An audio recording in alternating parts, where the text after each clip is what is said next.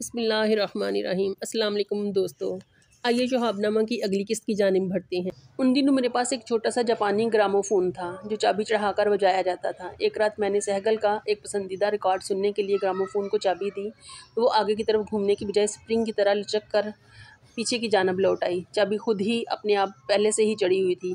मैंने ग्रामोफोन पर रिकॉर्ड रख कर चलाया तो उसमें से के.एल. सहगल के गाने की बजाय अजीबोगरीब खौफनाक आवाज़ें आने लगीं।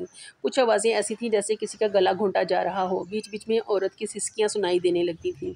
कभी कभी नन्हे से बच्चे के रोने की आवाज़ भी आती थी। मैंने कागज़ पर कलमा तैयबा लिख कर ग्रामोफोन पर रखा तो फ़ौरन ये आवाज़ें बंद हो गई और रिकॉर्ड का असली गाना बजने लगा। अब मैं कागज़ उठाता था तो खौफनाक आवाज़ें आना शुरू हो जाती थीं। वापस रखता था तो असली गाना बजने लगता था। तजर्बे के तौर पर मैंने कलमा तैयबा का उर्दू तर्जमा लिखकर ग्रामोफोन पर रखा तो कोई असर ना हुआ। कलमा के अल्फाज को रोमन हरूफ में लिख कर रखा तो फिर भी कोई असर ना हुआ। कलमा तैयबा की यह तासीर सिर्फ अरबी ज़ुबान में पाई।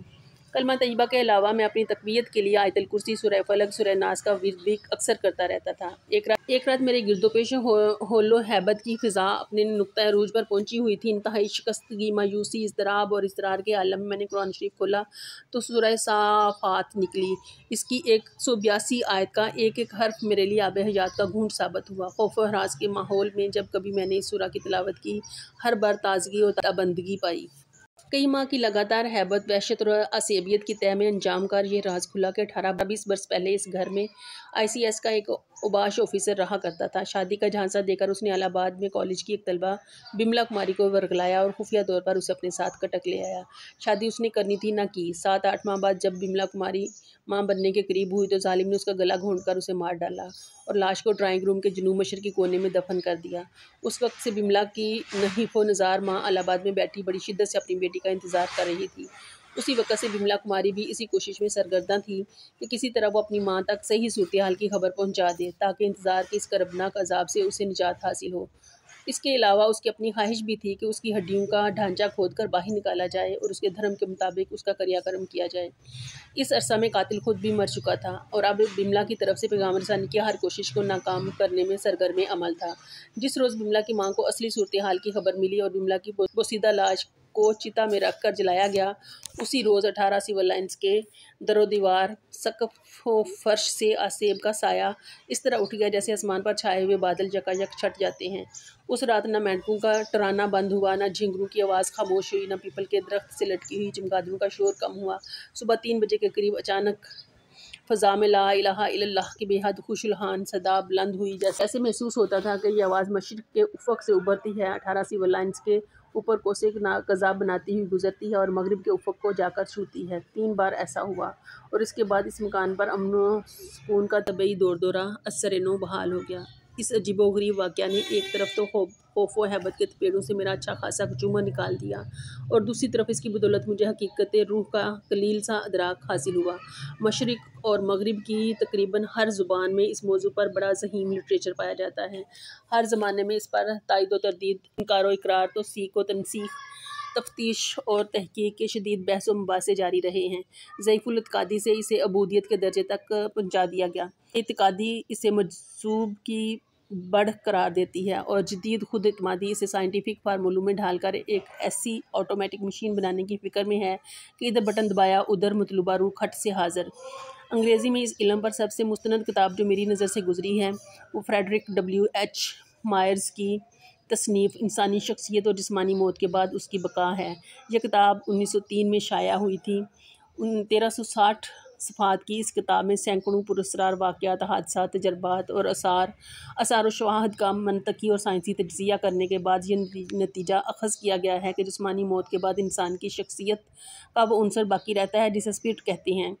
मुसन्निफ़ का असलूब आलमाना इस्तदलाल उलूम जदीदा के तकाज़ों से हम आहंग और तफसीलात बड़ी मोतबर हैं, लेकिन ज़हनी और इत्क़ादी एतबार से वो ईसाइयत के बंधे हुए कवानीन और मफरूज़ात से आज़ाद नहीं हो सका। मॉडर्न साइंसी दौर में 2 साइंसदानों ने इस इल्म के मैदान में कुछ नई राहें हमवार की हैं। सर विलियम क्रूक्स पहले साइंसदान थे जिन्होंने मादी दुनिया पर माफ़ूकुल फ़ितरत रूहानी असरात को साइंटिफिक मुतालिया और तज्ज़िया किया। सर ओलिवर लॉज की किताब रेमंड भी इस सिलसिले की एक अहम कड़ी है।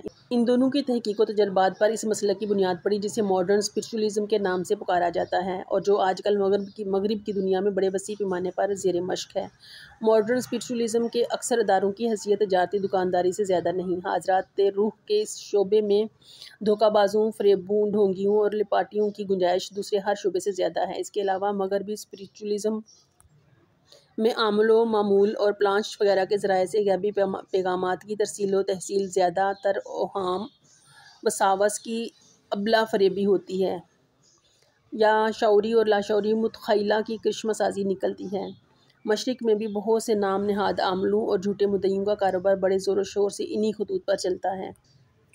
अलबत्ता मौजूदा दौर में पैरासाइकोलॉजी के उन्वान से तहकीक व तफ्तीश का जो नया बाब खुला है उसमें नफ्स इंसानी की नई नई और अजीबोगरीब दुनियाएं दरियाफ्त होने के वसी इम्कानात मौजूद हैं।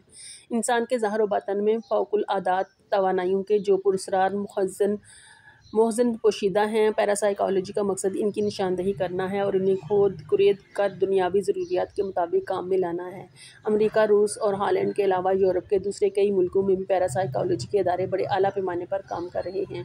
एटमी लेबॉर्ट्रियों की तरह पैरासाइकोलॉजिकल रिसर्च के नाम से प्रोग्राम भी इंतहाई राजदारी में रखे जाते हैं। एक बात ये भी है कि कुछ बड़ी ताकतें इस साइंस को अपने सफारती ताल्लुकात, बैनुल-अक़वामी मामलात और जंगी इंतज़ामात में किसी हद तक इस्तेमाल भी कर रही हैं। ये एहतमाल बईद क़ियास नहीं कि एटमी तवानाई की तरह पैरासाइकोलॉजी की तरक्की भी अंजामकार आलमी सियासत का आलाकार बन जाए। इसके अलावा एक और वजह से भी पैरासाइकोलॉजी की सलाहियतकार महदूद नज़र आती है। अब तक इस मैदान में जितनी पेशरफ्त हुई है उसमें तफ्तीश नफ्स का तो पूरा एहतमाम है, लेकिन तहज़ीब नफ्स का कहीं नामो निशान तक नहीं।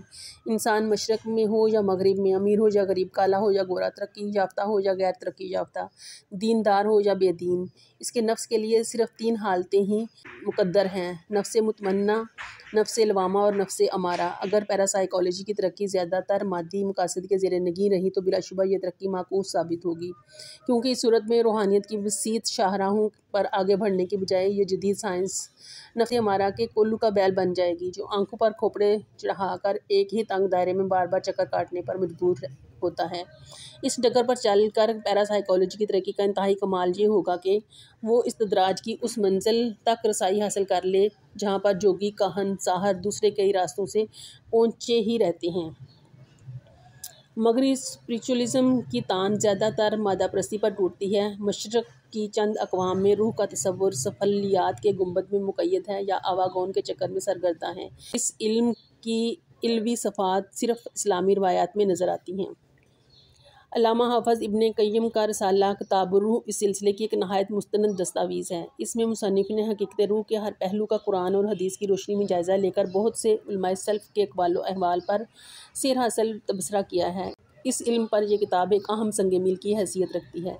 आलमी इस्लाम के बहुत से बुज़ुर्गान दीन और औलिया इकराम के हालात और मलफूज़ात भी इस रूह के तसर्रुफ़ात, इत्तिसाल, अनफ़िसाल और इम्तिसाल के वाक़यात और शवाहद वातर की हद तक पाए जाते हैं। राह सलूक में सिलसिला अवैसिया एक नाकाबिले तरदीद हकीकत है। इस्लामी तसव्वुफ़ में कश्फ़े अरवाह और कश्फ़े क़ुबूर भी एक बाकायदा फ़न का दर्जा रखते हैं, लेकिन इन तमाम उलूम व फ़नून, तजर्बात व तसर्रुफ़ात, मुशाहदात और नज़रियात, अमलियात और तसव्वुरात के बावजूद हक़ीक़त रूह के बारे में सारे इल्म, सारे वजदान, सारे इरफ़ान और सारे ईमान की आखिरी हद यही है कि वयसअलूनका अनिर रूह कुलिर रूहु मिन अम्रि रब्बी वमा ऊतीतुम मिनल इल्मि इल्ला क़लीला। और लोग आपसे रूह के मुतालिक सवाल करते हैं, कह दें कि रूह मेरे परवरदिगार के अमर से है और नहीं दिए गए हो तुम इल्म मगर थोड़ा। तो दोस्तों, ये थी आज की किस्त। उम्मीद है आपको पसंद आई होगी। अपनी कीमती आरा और तजावीज़ का इज़हार कमेंट बॉक्स में ज़रूर कीजिएगा। वीडियो को लाइक और शेयर करें और चैनल को सब्सक्राइब भी कर दें। तो मिलते हैं अगली किस्त में, तब तक के लिए मेरे सोने रब दे हवाले।